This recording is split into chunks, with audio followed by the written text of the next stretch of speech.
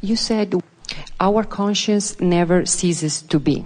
So either we are focused here or somewhere else. And when we are sleeping, it's focused somewhere else. Well, your consciousness is always focused. Who you really are is always focused. And sometimes a part of it here in this physical body. But now there's a distinction, because now you're talking about this physical me. Yes? This physical me that goes to sleep. Yes. Where does it go? The reemerges to your inner being. Why we don't remember then when? For the same reason that you don't remember when you first come. This is what we're teaching you here in this Art of Allowing workshop.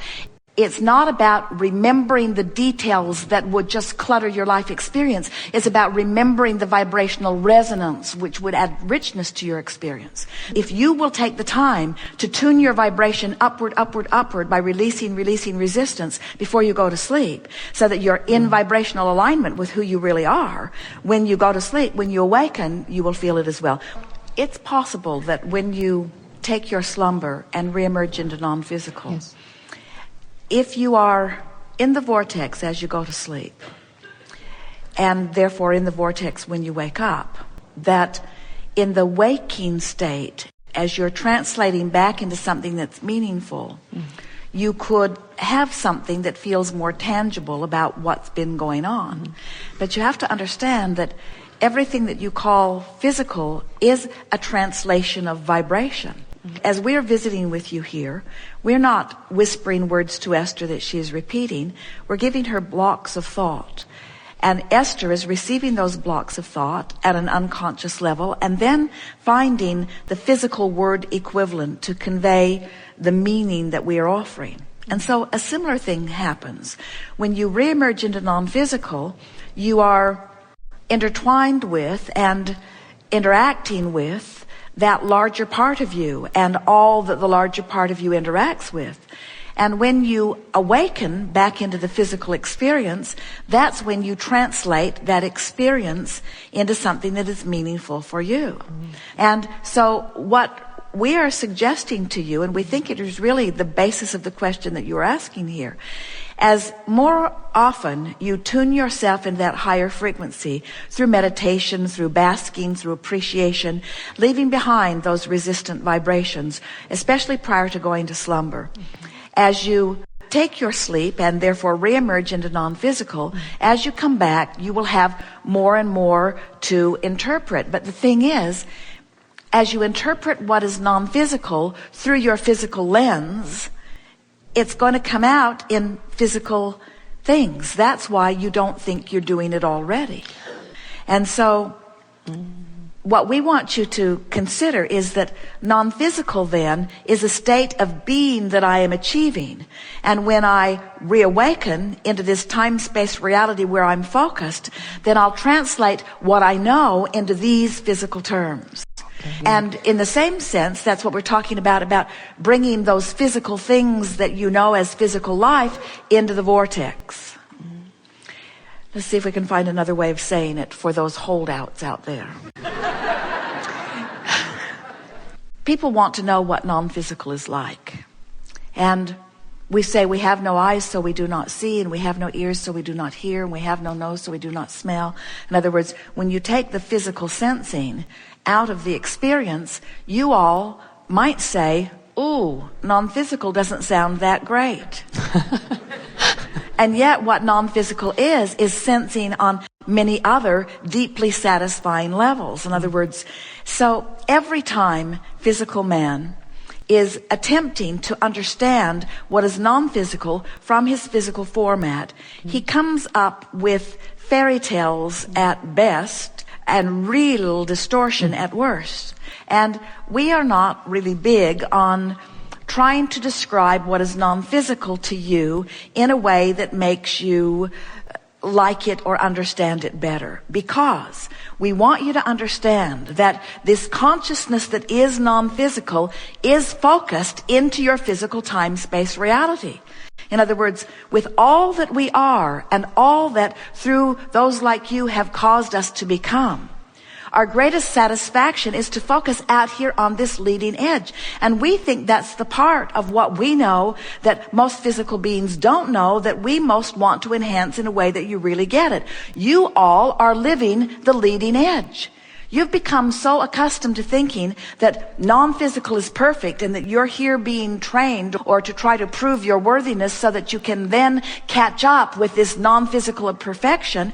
And we're wanting you to understand that the big picture isn't the way that you have painted it to be. We are non-physical energy. You are the leading edge of that non-physical energy. You're sifting and becoming more, and we're becoming what you've become. And in none of that are we left out of the details of your physical world. So when you want to know what non-physical is like, non-physical is seeing the bluest of the ocean and the clearest of the sky. It's seeing the most beautiful of the flora and fauna. It is understanding the greatest intelligence of the human. Yes. In other words, being non-physical doesn't mean having a departure from what you know as physical. This is the leading edge of creation. So, did you follow that so far? Yes.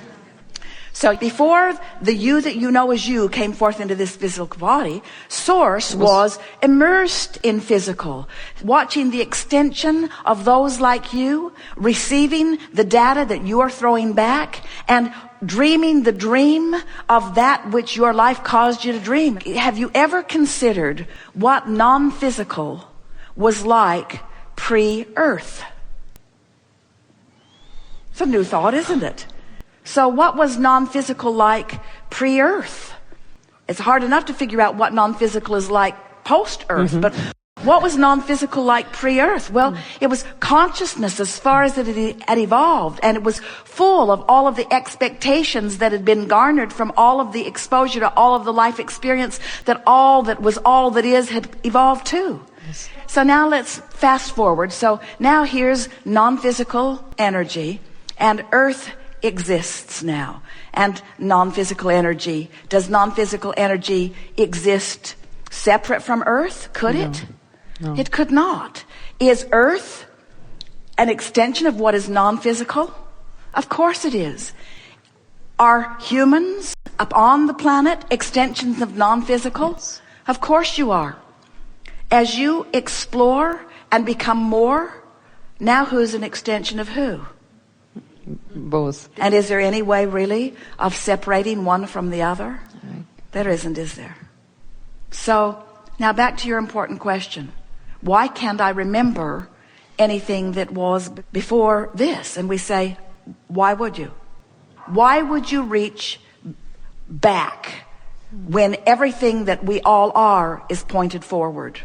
That's why you don't remember. Whether it's when you're non-physically focused before you've come into this body, or whether it's after you're in this physical body, in all exposure to life moments, there is an expansion that has preceded you vibrationally that you are reaching for. And the source within you is always reaching there. So when you came into this physical body, you were little and you weren't really oriented, but we promise you there was deep, deep knowing within you about this earth and where you were going and what it was all about. Still is there. Yes. That's why when you get focused on some program about your planet being in peril, you feel such enormous discord. In other words, it just tears you up to think about your planet disintegrating or your planet becoming less than, because the larger part of you knows how bogus that thought is. The larger part of you knows that this planet is in the state of becoming, consistently becoming. It is not dwindling and falling away. It is becoming. This is the thing that we really, really, really, really want you to hear. You cannot train yourself into the vortex from anywhere outside the vortex. In other words, if we were to give you processes all day to try to help you to get into the vortex, it would be less effective than if life just takes you in. Jerry and Esther were driving across from Texas the last couple of days. Coming across New Mexico, there is this most beautiful place. It is called the Texas Canyon. It's in New Mexico. And it's not a canyon, but just the same, it is the most beautiful, beautiful, beautiful, beautiful place. And as they drove and saw and breathed and felt, they could not remain outside the vortex. The condition of their moment took them in as they beheld the beauty and the well-being of their planet. Right in the vortex. Now, we don't want you running around looking for things that drag you in. There are plenty of them. But when you find yourself in there, milk it.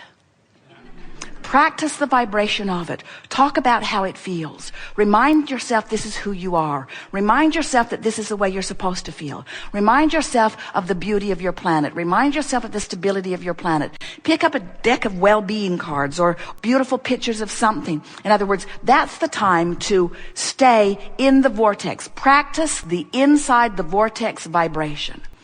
That will serve you far better than anything from outside the vortex you try to do to get in.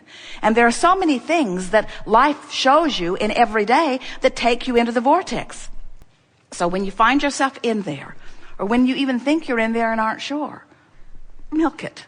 Milk it. Every time you have a moment and you are aware that you just felt a little relief and you're just feeling a little extra lift or high, a little better feeling, stop in that moment and acknowledge, what is it about this that feels so good?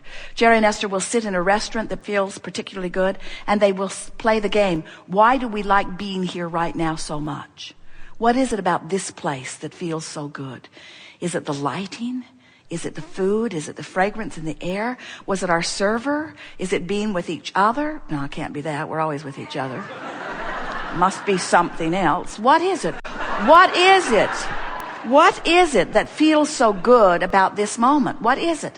And as they reach for it and identify more and more, what they do, they practice the vibration of being in the vortex longer. And this is the thing that we want you to understand. The more you practice it, the easier it is to be there. Don't you know people who are so optimistic that when you try to give them bad news, it just bounces off of them?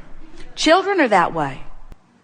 A little girl in a restaurant, Jerry and Esther were sitting next to them, and the little girl was so taken by Esther. She could hear Esther's voice, so she was standing up in her booth, looking over her booth into the booth where Jerry and Esther were, and all she wanted to do was to see Esther. And Esther began winking at her and doing silly things with her silverware. She was eating with her spoon upside down and putting her napkin over her head. In other words, Esther was not helping the cause at all.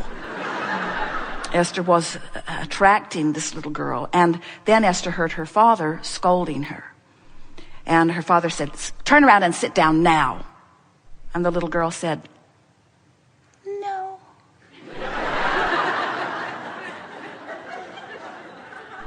And her father said, "Turn around and sit down now." And the little girl said, "No." And Esther is thinking, please turn around and sit down. Please turn around and sit down. But her father grabbed her by the ankles and dragged her across the booth. And then it was no longer a pretty sight over there. Esther felt a little bad about having temporarily dragged her into the vortex when her father clearly likes her better outside of the vortex, behaving herself.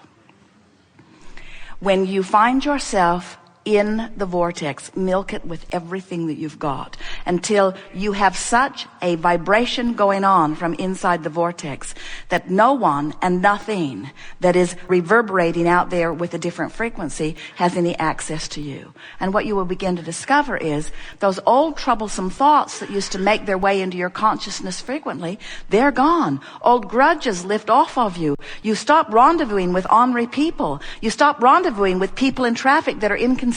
In other words, when you train yourself into a vibration of well-being, when you become solution-directed rather than problem-directed, when you train yourself inside the vortex, everything in your world will shift because you are the point of attraction. So we'll leave it here. We just want you to realize that the larger part of you exists. And the larger part of you, we have not said this before, but we want you to hear it now. If we were standing in your physical shoes, the soul energy, source energy, larger part of us would be our point of attraction. In other words, we would do anything and everything that we could do to deactivate any vibration that would hold us apart from our prosperity, from our well-being, from our clarity, from who we really are, from our love, from our efficiency, from our effectiveness, from our love of life, from our zest for living.